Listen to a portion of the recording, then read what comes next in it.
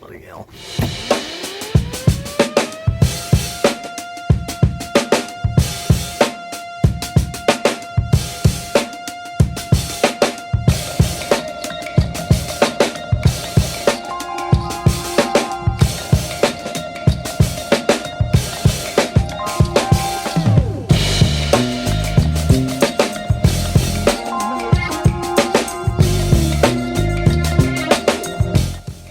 Shop cat, Scout.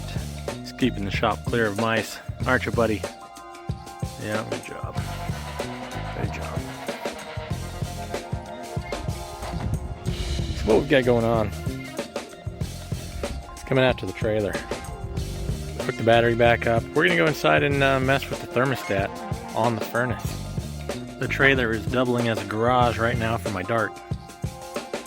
Wouldn't mind it being a little warm in there if I go to work on stuff. So we're gonna go inside and tinker with the furnace.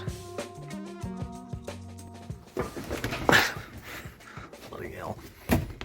What's up, guys? Welcome back to the channel. As I struggle through the self-imposed problem of stacking crap in a walkway, I'm trying to get over to the thermostat of the furnace in my trailer. As you may know, we had some issue with that.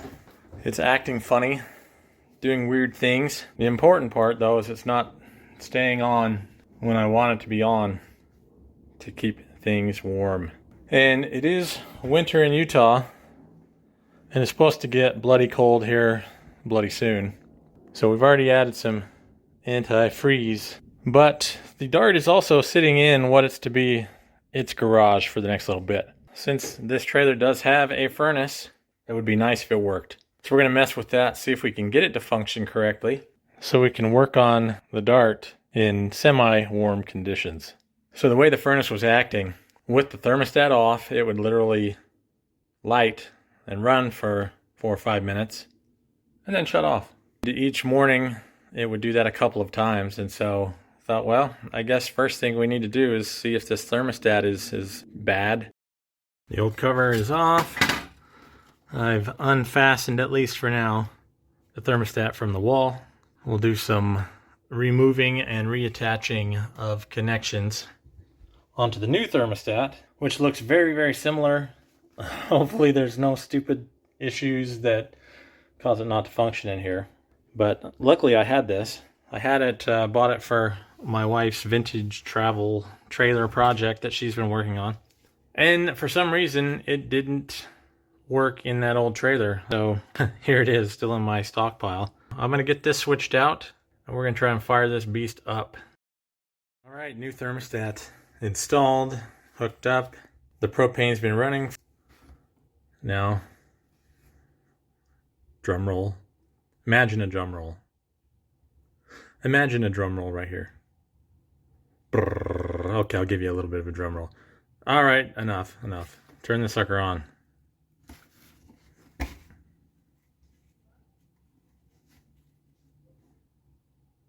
That doesn't sound good at all.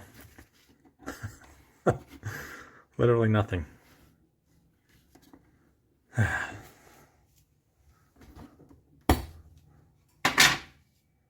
We'll get back to the drawing board. So I suppose it's possible this brand new thermostat is garbage.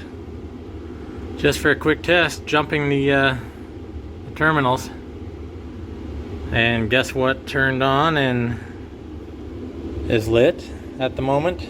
You can hear it. It's under there. So I'm gonna sit in this uncomfortable position for a couple of minutes and see what this thing does. It's been about 4 or 5 minutes. If I can do this without falling. That's still nice and toasty. Furnace is cruising in a messed up state. Turn the switch on the thermostat. Boom, still nothing. No reaction.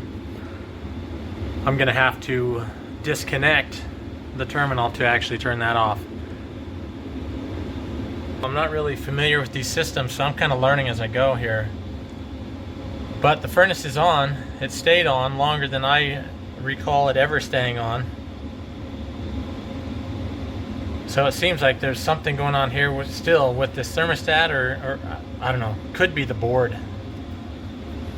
Seems like it's an electrical issue. But I don't know, let me know what you guys think. I was hoping to spend some weekend time out here in the dark. And I know it's going to be cold. So if I could be using the furnace, that would be fantastic. So we do know the furnace is functioning, at least in some capacity. But man, what is going on? So the thermostat, at this point, not reacting at all. So it seems like there could be something going on with the control board. Then this new pile of crap didn't react at all. Whereas before, at least the old thermostat, when I turned the switch on, it would attempt to do stuff. So next step, wait a little longer to actually work on the dart. Although, you know, whatever. I've got a space heater. You know, we can put that out here and turn that up for a little bit to take the edge off. Because I do need to get some dart things done. I'll let you look at the dart for a minute while I sit here and be frustrated about this thermostat.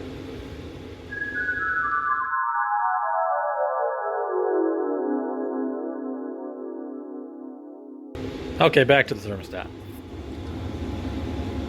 It's still running. Switch still in the off position. Still warm. I'm gonna disconnect it and do a little research. Do a little research here and see what I can come up with. It's definitely an odd one, guys. But at least the furnace is actually doing furnace things. Now if we can just get the electrical portion of the system to cooperate, we might have a good functional dealio. Hey, what's up, gang? I don't know how many days ago, just mere seconds ago in the video have been, but feels like at least a week. Seemed like it was last weekend I was out here. Now I'm back. I'm goofing about with the furnace in the trailer again, but it still needs some help. As you see, I've got the lines jumped. Well, now you can see the lines are jumped on the thermostat just to get it fired and hopefully put some heat in here. I'm gonna sit in the dart and open up the shifter, look around and see if I can see anything silly or goofy from the Halloween Classic race where it freaked out on me going into high gear. The furnace is running.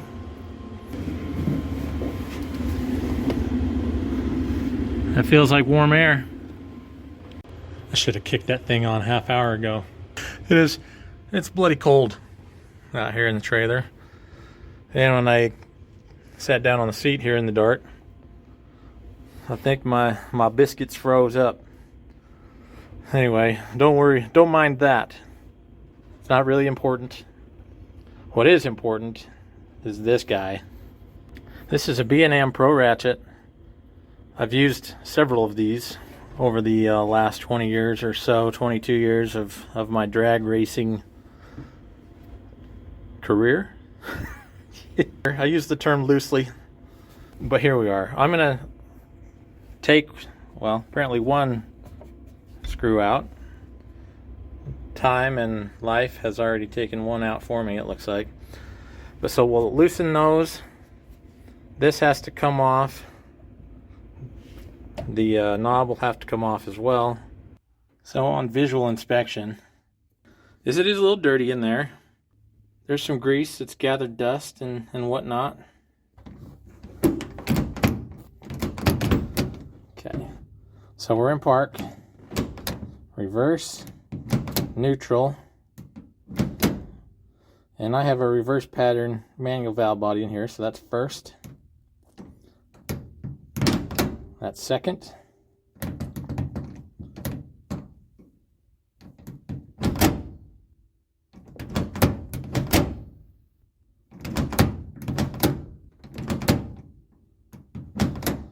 I've just been back and forth from second, third, third, second, second, third, etc.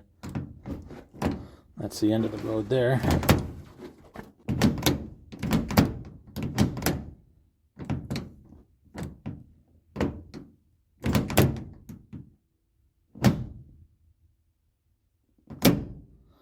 So one thing I thought that I'd screwed up on is holding on to the shifter. But it does not seem that you can mess that up. You drop it down. Even if you held on to it, the cable's already moved. You're in high gear. Should be, right?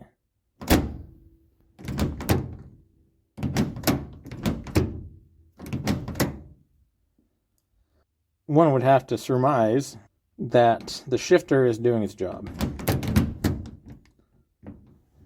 You can see cable movement every time without fail.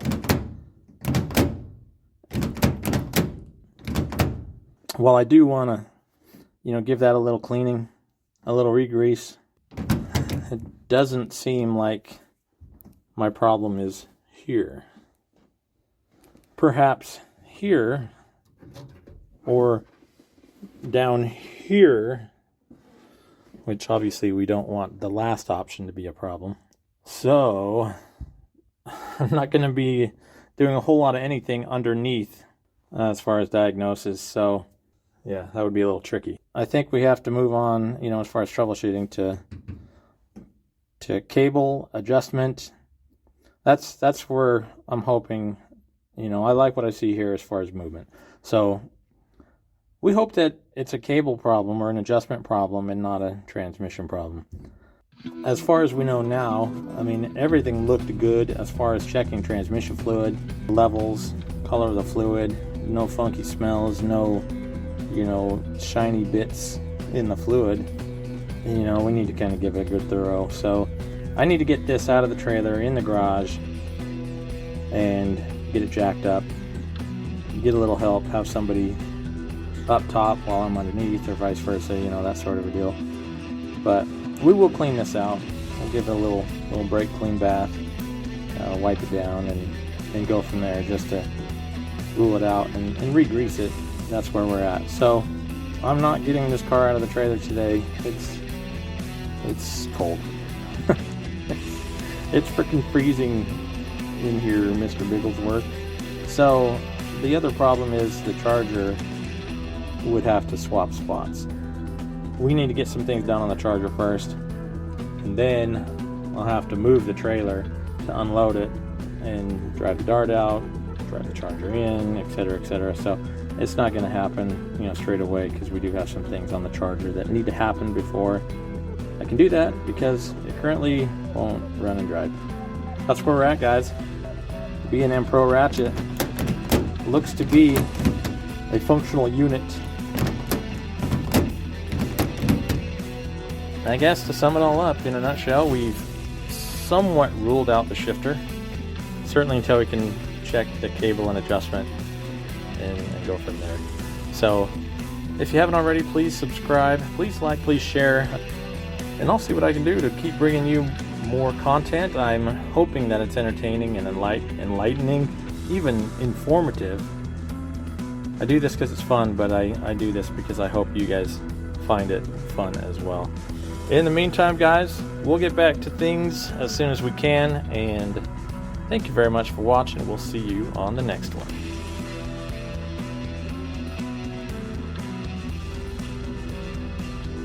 I found the missing screw.